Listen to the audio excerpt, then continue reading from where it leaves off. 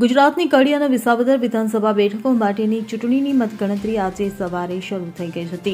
આ બંને બેઠકોના પરિણામો પર સૌ કોઈની નજર ટકેલી હતી. કડીની વાત કરવામાં આવે તો કડીમાં ભાજપ શરૂઆતથી આગળ વધી રહ્યું હતું અને અંતે ભાજપ ઉમેદવાર રાજેન્દ્ર ચાવડાની જંગી બહુમતી સાથે જીત થઈ છે. આમ કડીમાં ભાજપનો દબદબો યથાવત જોવા મળી રહ્યો છે. કડીમાં ભાજપની જીતથી સમર્થકોમાં ખુશીનો માહોલ છવાયો છે, જ્યારે કોંગ્રેસ અને આપમાં નિરાશા છવાઈ છે. કોંગ્રેસે પોતાની હારનું ઠેકડું ઈવીએમ પર ફોડ્યું છે. કોંગ્રેસ ઉમેદવાર રમેશ ચાવડાએ પોતાની હાર સ્વીકારતા કહ્યું હતું કે કંઈક ગડબડ થઈ છે, આવું પરિણામ આવી જ ન શકે. આજના પરિણામો માન્યમાં ન આવે તેવા છે. કાચની દિવાલ કરી ગણતરી કરાય તે ખોટું છે.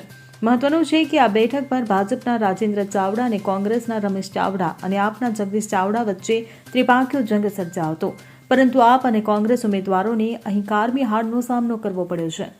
Bureau report CN24 news. હવે જુઓ દેશ દુનિયાની તમામ ખબરો તમારી આંગળીના ટેરવે. ઉઠાવો મોબાઈલ અને Google Play Store પરથી ડાઉનલોડ કરો અમારી CN24 ન્યૂઝ મોબાઈલ એપ.